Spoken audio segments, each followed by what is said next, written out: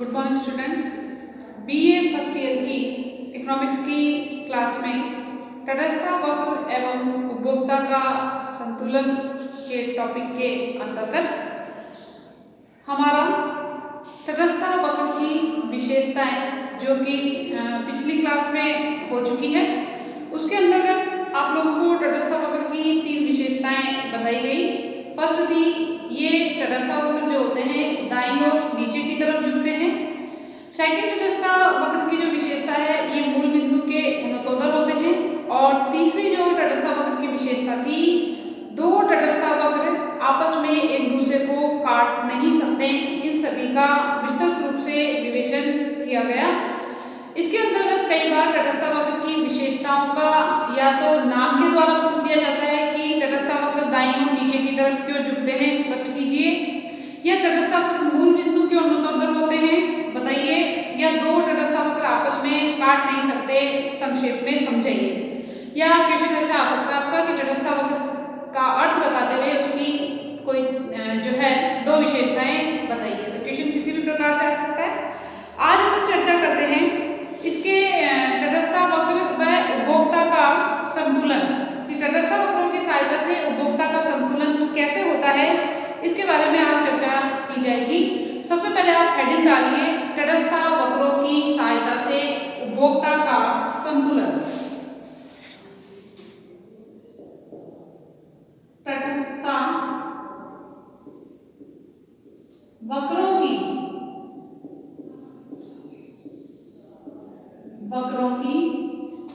सहायता से, तटस्थ वक्रों की सहायता से उपभोक्ता का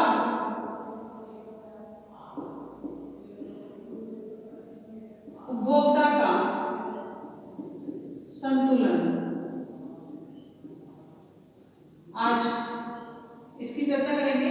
काफी इंपॉर्टेंट है, बड़ा क्वेश्चन एग्जाम में आ जाता है कि तटस्थ वक्रों की सहायता से उपभोक्ता के संतुलन को समझाइए। काफी महत्वपूर्ण है। तटस्थ वक्र की बात करते हैं तो तटस्थ वक्र ये दर्शाता है कि दो वस्तुओं के विभिन्न संयोग से एक उपभोक्ता दो वस्तुओं की कितनी कितनी मात्राएं लेना चाहता है। या तटस्थ वक्र की बात करते हैं तो तटस्थ वक्र दो वस्तुओं के विभिन्न संयोगों को दर्शाता है जहां पर उपभोक्ता को संतुष्टि प्राप्त होती है। लेकिन वह दो वस्तुओं की कितनी कितनी मात्राएं लेगा, यह डिपेंड करता है दोनों वस्तुओं की कीमतों पर और उपभोक्ता की आमदनी पर। तो वो पैसा इस प्रकार से खर्च करता है कि उपभोक्ता की आमदनी भी पूरी खर्च हो जाए और दोनों वस्तुओं की कीमतें जो दी हुई है उसके आधार पर दोनों वस्तुओं की वो इस प्रकार से मात्रा लेने की कोशिश करता है कि दोनों वस्तुओं से प्राप्त होने वाली संतुष्टि अधिकतम हो जाए। इसके अंतर्गत यही संबंध में उपभोक्ता के संतुलन का वर्णन आज अपन करेंगे। स्टोनियर व हैग ने उपभोक्ता के संतुलन के पीछे निम्न मान्यताएं बताई है, उसके बारे में चर्चा करेंगे। अर्थशास्त्री हैं स्टोनियर व हैग। स्टोनियर व हैग ने उपभोक्ता के संतुलन, उपभोक्ता के संतुलन के पीछे निम्न मान्यताएं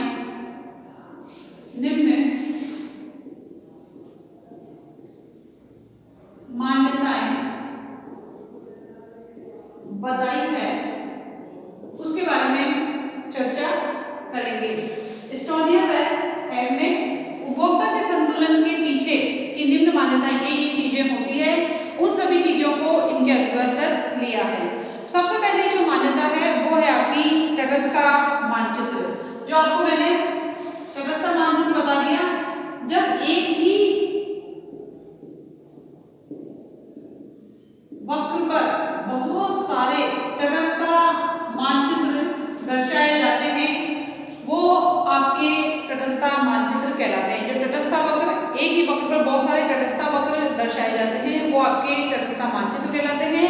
और हमें तटस्थ मानचित्र ये बताता है कि नीचे वाले उपभोक्ता नीचे वाले संतुलन की अपेक्षा या नीचे वाले वक्र पर उपभोक्ता को कम संतुष्टि मिलती है ऊपर वाले वक्र की अपेक्षा।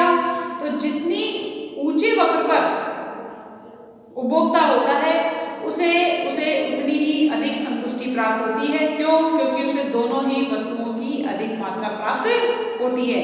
तो इसके अंतर्गत उपभोक्ता का एक तटस्थता मानचित्र होता है जिस पर उसके विभिन्न तटस्थता वक्र एक साथ दिखाए जाते हैं। इसके अंतर्गत मैंने आपको एक चित्र बनाया था, आपको याद होगा, जिसमें 4 या 5 तटस्थता वक्र बताए थे। ये x अक्ष है, ये 0 अक्ष है, ये y अक्ष है। यहाँ पर आपके x अक्ष पर x वस्तु की मात्रा आती है, y अक्ष पर y वस्तु की मात्रा आती है। और इस प्रकार का ये तटस्थता वक्र फर्स्ट, तटस्थता वक्र सेकंड, तटस्थता वक्र थर्ड, फोर्थ, फिफ्थ, इस प्रकार के वक्र बताए थे। इस वक्र में नीचे वाले वक्र की अपेक्षा ऊपर वाला तटस्थता वक्र जो है ज्यादा संतुष्टि का सूचक होता है। क्यों? क्योंकि उसे दोनों ही वस्तुओं की ज्यादा मात्रा प्राप्त होती है, यानी उसे कोई भी वस्तु की त्याग नहीं करना पड़ता है। और जब दोनों वस्तुओं की मात्राएं ज्यादा मिलेगी तो उपभोक्ता को संतुष्टि भी निश्चित तौर पर ज्यादा मिलती है। तो ये मानचित्र जो है विचाराधीन वस्तु, विचाराधीन वस्तु का मतलब होता है जिस पर उपभोक्ता खरीदने का विचार बनाता है और मुद्रा के विभिन्न संयोगों के लिए उसका अधिमान माप दर्शाता है। ये तटस्थता वक्र कि अगर ये जो बिंदु है, इस बिंदु की अगर हम बात करते हैं कि उपभोक्ता इस बिंदु पर है तो वो x वस्तु की इतनी मात्रा लेगा और y वस्तु की इतनी मात्रा लेता है। यहाँ पर देखो x वस्तु की इतनी मात्रा लेगा और y वस्तु की इतनी मात्रा लेगा। अगर वो b बिंदु पर आता है तो x वस्तु की देखो मात्रा बढ़ जाती है तो y वस्तु की मात्रा क्या हो जाती है? कम हो जाती है। इस प्रकार उपभोक्ता जो है विभिन्न संयोगों से जो उसे अधिमान पसंद होता है उसके अनुसार से वो उसका चुनाव करता है। ये अधिमान माप अपरिवर्तित या स्थिर रहता है। ये अधिमान माप जो है इसको स्थिर माना जाता है। कहने का मतलब इसमें परिवर्तन नहीं होता है, सिर्फ दो ही वस्तुएं दी जाती है। तो उपभोक्ता के संतुलन की जो पहली मान्यता है वो आती है आपकी तटस्थता मानचित्र की, जो कि आपको चित्र के द्वारा बता दिया गया है। दूसरी मान्यता है इसकी व्यय हेतु मुद्रा की दी हुई मात्रा। व्यय हेतु मुद्रा की,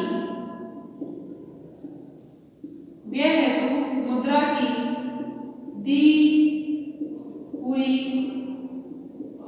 मात्रा भी इसकी मान्यताओं के अंतर्गत आएगा। वह यानी उपभोक्ता के पास व्यय करने के लिए, वस्तु पर खर्च करने के लिए जो है मुद्रा की मात्रा दी हुई होती है। यदि वह इसे विचाराधीन वस्तु पर व्यय नहीं करता है, सोच समझकर व्यय नहीं करता है, तो समस्त राशि को अन्य वस्तुओं पर व्यय करना पड़ेगा। यह सिद्धांत की मान्यता है। कहने का मतलब जो भी वस्तु वहां पर अवेलेबल कराई है, अगर वो उस पर पैसा खर्च नहीं करता है तो उस पैसे को उसे दूसरी वस्तु पर खर्च करना होगा। ये सिद्धांत की मान्यता के अंतर्गत आता है। नेक्स्ट है वस्तुओं की कीमतें दी हुई।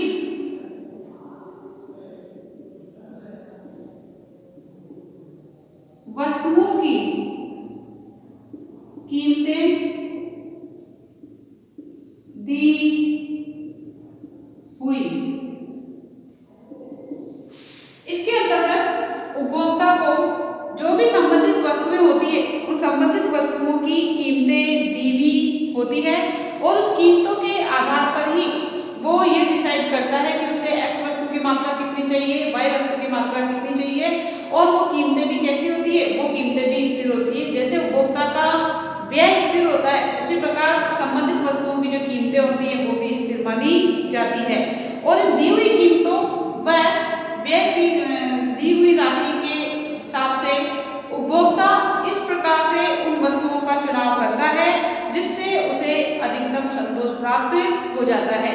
तो वो अधिकतम संतोष प्राप्त करने के लिए उपभोक्ता के संतुलन या उपभोक्ता वक्रों की सहायता से जो है चुनाव करने का प्रयत्न करता है।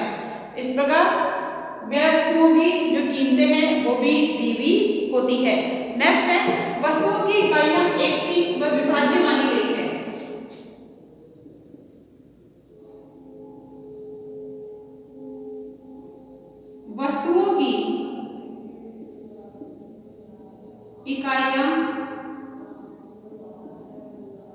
एक सी व विभाज्य वस्तुओं की इकाइयां एक सी व विभाज्य मानी गई है। यह भी उपभोक्ता के संतुलन की मान्यताओं के अंतर्गत आती है कि वस्तु की सभी इकाइयां जो भी होती है वो समरूप होती है। समरूप का मतलब एक जैसी होती है और वो इकाइयां विभाज्य भी होती है, जिसको कि पैसे के अकॉर्डिंग जितना उपभोक्ता के पास पैसा होता है उसको उस हिसाब से टुकड़ों में बांटा भी जा सकता है। इसका अर्थ है एक्स वस्तु की सभी इकाइयां एक सी मानी जाती है। इसी प्रकार वाई वस्तु और भी जो अन्य वस्तुओं की जो इकाइयां होती है उन सभी इकाइयों को एक रूप या समरूप या समान माना जाता है। इसके अलावा उपभोक्ता अपने व्यय के अकॉर्डिंग इन्हें थोड़ी थोड़ी मात्रा में ले भी सकता है, इसलिए इसको विभाज्य भी माना गया है। नेक्स्ट है उपभोक्ता का व्यवहार विवेकशील होता है।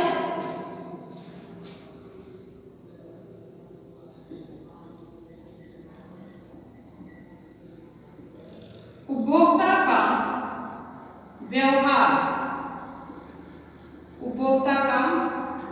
व्यवहार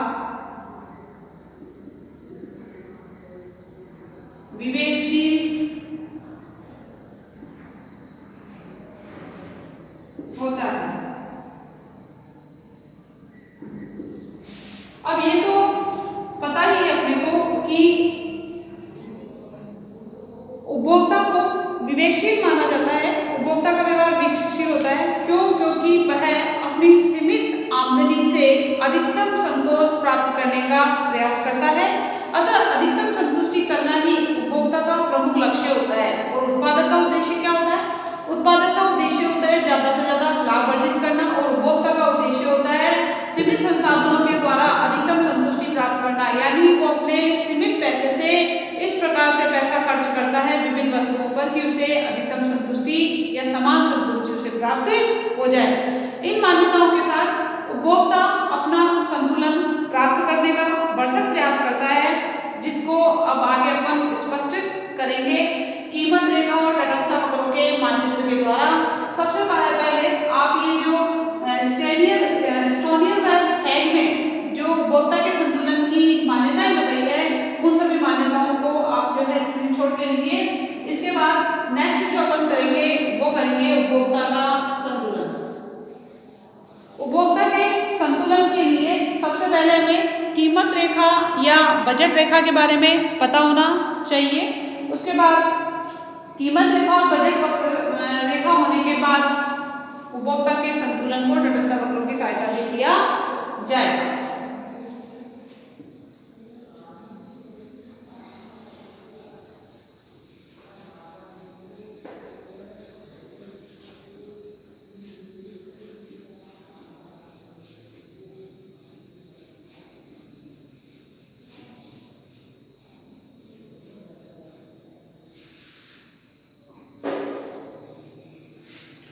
इसमें नेक्स्ट हेडिंग डालिए कीमत रेखा या बजट रेखा। क्वेश्चन आता है कई बार 4 नंबर का या 2 नंबर का क्वेश्चन भी पूछ लिया जाता है कि कीमत रेखा किसे कहते हैं, और कीमत रेखा को ही बजट रेखा भी बोला जाता है। कीमत रेखा को क्या बोला जाता है? बजट रेखा बोला जाता है। तो कीमत रेखा की जगह कई बार बजट रेखा या बजट रेखा किसे कहते हैं इससे भी आ सकता है, तो आपको कंफ्यूज नहीं होना है। दोनों चीजें एक ही है, कीमत रेखा बोलो चाहे बजट रेखा बोलो।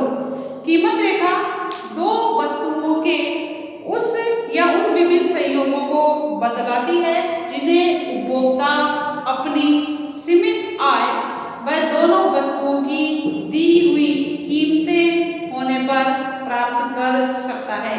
कहने का मतलब यहाँ पर उपभोक्ता को व्यय की गई मुद्रा की राशि और साथ में दोनों वस्तुओं की कीमतें दी हुई होती है। तो सबसे पहले आप कीमत रेखा के बारे में लिखिए। कीमत रेखा दो वस्तुओं के उन विभिन्न संयोगों को कीमत रेखा दो वस्तुओं के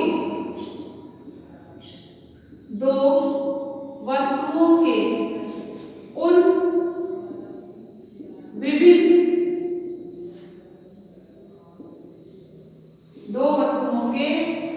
विभिन्न संयोगों को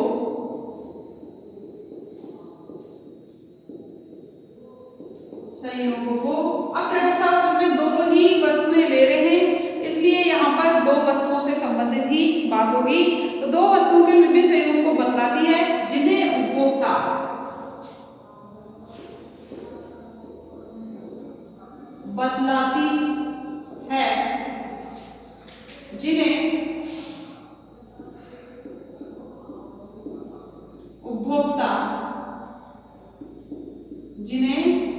उपभोक्ता अपनी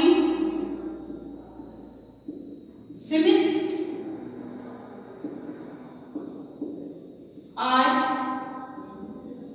व दोनों वस्तुओं की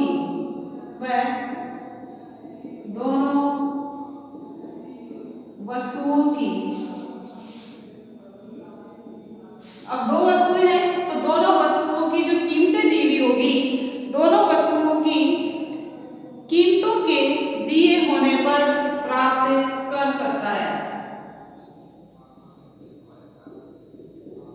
कीमतों के दिए होने पर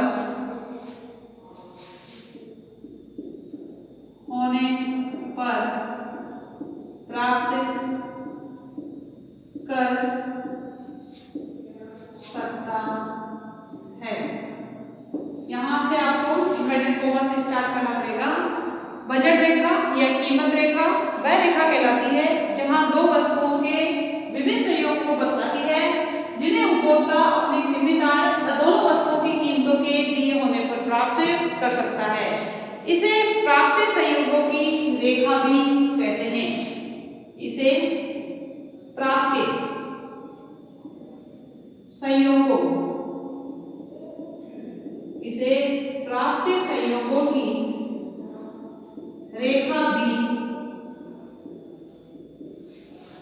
कह सकते हैं या कहते हैं, क्योंकि जो दो वस्तुओं के संयोग है, विभिन्न संयोग है, उन विभिन्न संयोगों को ये रेखा बनती है विभिन्न संयोगों से, इसलिए इसे प्राप्य संयोगों की रेखा भी कहते हैं।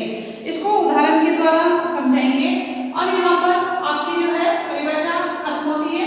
कीमत रेखा दो वस्तुओं के उन विभिन्न संयोगों को बताती है जिन्हें उपभोक्ता अपनी सीमित आय व दोनों वस्तुओं की कीमतों के दिए होने पर प्राप्त कर सकता है। अब जो प्राप्त करता है इसलिए इसे प्राप्य संयोगों की रेखा भी जो है कहा जाता है। यहाँ पर आपको एक उदाहरण बताएंगे। एक उपभोक्ता है और एक उपभोक्ता को दोनों वस्तुओं पर 20 रुपए व्यय करने हैं। व्यय कितने करने हैं? 20 रुपए। 20 रुपए व्यय करने हैं, ठीक है। यहाँ पर वस्तु है x और y। x वस्तु की जो कीमत है वो x वस्तु की कीमत है आपकी यहाँ पर 2 रुपए प्रति इकाई और y वस्तु की कीमत है 5 रुपए प्रति इकाई। x वस्तु की कीमत है 2 रुपए पर इकाई, पर यूनिट लिख लो यार, और इसकी है 5 रुपए पर यूनिट, ठीक है। अब उपभोक्ता यहाँ पर बजट रेखा बनाएंगे अपन। ये आपका वही ये x हो गया, ये 0 हो गया और ये हो गया आपका y। यहाँ पर हो गया आपका x वस्तु की मात्राएं आ जाएगी और यहाँ पर हो जाएगी आपकी y वस्तु की मात्राएं। अब यहाँ पर देखिए, अगर वो सारा का सारा पैसा किस पर खर्च करता है? x वस्तु पर खर्च करता है तो 20/2 बराबर 10 यूनिट प्राप्त होगी उसे, किसकी? x की। सारा पैसा अगर वो y पर खर्च करता है तो 20/5 बराबर 4 यूनिट उसे किसकी प्राप्त होगी? y की प्राप्त होगी। यूनिट का मतलब इकाई है, यहाँ पर कोष्टक में इकाई कर लेना।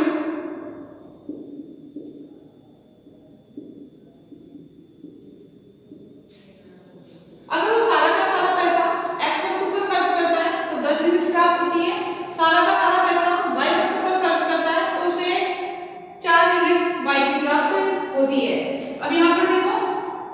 1 2 3 4 और ऊपर भी करोगे तो 5 वगैरह आ जाएगा। इधर हमको 2 4 6 8 10 और आगे भी करना है। अभी देखो, अगर हमने सारा पैसा इस पे खर्च किया तो हमें ये n पॉइंट प्राप्त हो गया। कितना हो गया? n। और सारा पैसा अगर हमने y पर खर्च किया तो हमें क्या प्राप्त हो गया? m प्राप्त हो गया। इन दोनों बिंदुओं को मिलाएंगे, इन दोनों बिंदुओं को जब आप स्केल से मिलाओगे तो ये आपकी रेखा आ जाएगी mn रेखा, और ये mn रेखा ही आपकी बजट रेखा कहलाती है। इसे ही आप कीमत रेखा भी कह सकते हो और इसे ही आप प्राप्य संयोगों की रेखा भी कह सकते हो। और ये जो 20 रुपए व्यय है ये आई है। क्या है ये? आई। px जो है, ये जो x वस्तु की कीमत है इसको px, y वस्तु की कीमत को क्या बोलेंगे? py बोलेंगे। इस प्रकार इसको आप बनाइए, फिर इसका वर्णन करेंगे। इसमें संयोग बनाएंगे। n तो बनाए है, एक बना लो ये यहाँ पर g पॉइंट। क्या बनाएंगे? g पॉइंट बनाएंगे। एक बनाएंगे a, और ये बना लो a बिंदु, ये बना लेते हैं b बिंदु, a और b। एक बना लेते हैं ऊपर का यहाँ पर h बिंदु। क्या बनाएंगे? h बिंदु बनाएंगे। इसको आप बनाइए, फिर इसका वर्णन करते हैं।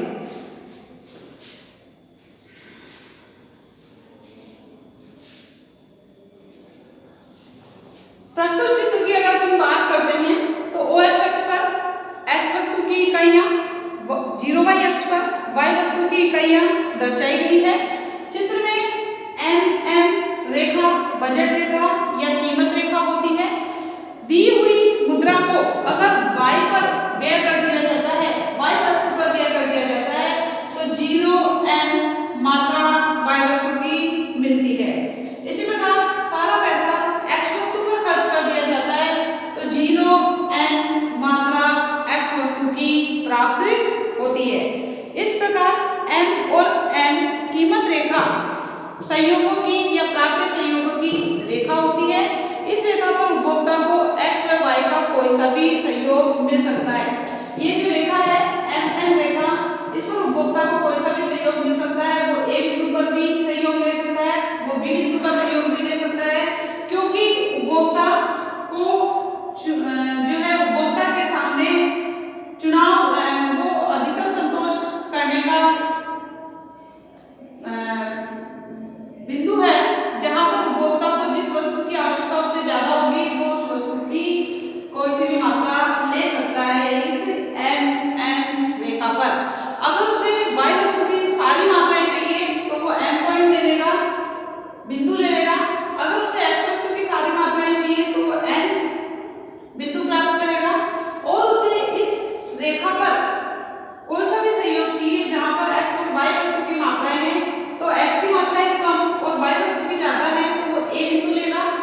इसके अलावा x की ज्यादा चाहिए और y की कम चाहिए तो वो b बिंदु ले सकता है। इस प्रकार उस रेखा पर वो कोई सा भी बिंदु चयन कर सकता है, चुनाव कर सकता है। लेकिन अगर बात करते हैं g बिंदु की, ये जो आपको g बिंदु दिख रहा है जो इस रेखा से नीचे है, वो संयोग वो नहीं ले सकता, क्योंकि इसके लिए अगर वो बिंदु अगर लेता है तो उसके पास पैसे बच जाएंगे। इस रेखा के ऊपर h बिंदु वो भी उपभोक्ता का वो बिंदु नहीं हो सकता है, क्योंकि उपभोक्ता के पास पैसे कम रह जाते हैं और वो बिंदु जो है ऊपर रह जाता है। इस प्रकार जो उपभोक्ता है वो mn रेखा पर कोई सा भी संयोग चुन सकता है। इस रेखा पर उपभोक्ता को अधिकतम संतोष प्राप्त होगा, जहां पर उपभोक्ता के पास जितना भी पैसा है वो सारा का सारा व्यय हो जाता है और जो भी वस्तुएं की कीमतें दी गई है उस कीमत के हिसाब से वो अपना अधिकतम संतोष का बिंदु चुन सकता है। इस प्रकार उपभोक्ता को mn कीमत रेखा पर ही x व y वस्तु का कोई ऐसा संयोग चुनना होगा जिससे उसे अधिकतम संतोष प्राप्त हो सके और वो बिंदु M, N, A, B कोई सा भी बिंदु जो है उपभोक्ता चुन सकता है अपनी आवश्यकता के अनुसार। इसको आप बना लीजिए, साथ में चित्र को स्पष्टीकरण करना है अपने को। और यही रेखा की बजट रेखा, कीमत रेखा, प्राप्य सहयोग की रेखा कहलाती है। इसके बाद उपभोक्ता के संतुलन की बात करेंगे, जो बजट रेखा और तटस्थ वक्रों की सहायता से स्पष्ट किया जाएगा।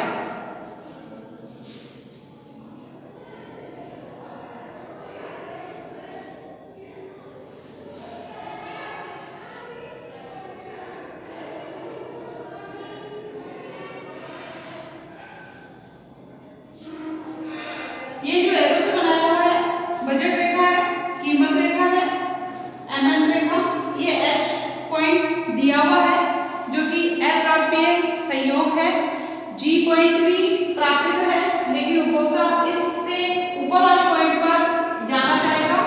इस प्रकार ये आपकी कीमत रेखा बजट रेखा हो जाती है। और जब आपकी कीमत रेखा या बजट रेखा का क्वेश्चन आता है तो आपको बिल्कुल ऐसे ही परिभाषा देके, इसको अगर 4 नंबर का क्वेश्चन आता है आपके तो यूनिट उदाहरण देके आपको चित्र की सहायता से स्पष्टीकरण देना होगा। और सिर्फ कीमत रेखा या बजट रेखा में 2 नंबर का क्वेश्चन आता है तो आपको सिर्फ ये परिभाषा देनी है, ये उदाहरण देने की आवश्यकता नहीं है। और साथ में लेकिन कीमत रेखा की परिभाषा देके ये चित्र जरूर बना देना, इस चित्र को बनाने से नंबर अच्छे आते हैं एग्जाम में। आगे उपभोक्ता के संतुलन की बात करते हैं, तो उपभोक्ता का संतुलन नेक्स्ट क्लास में करेंगे।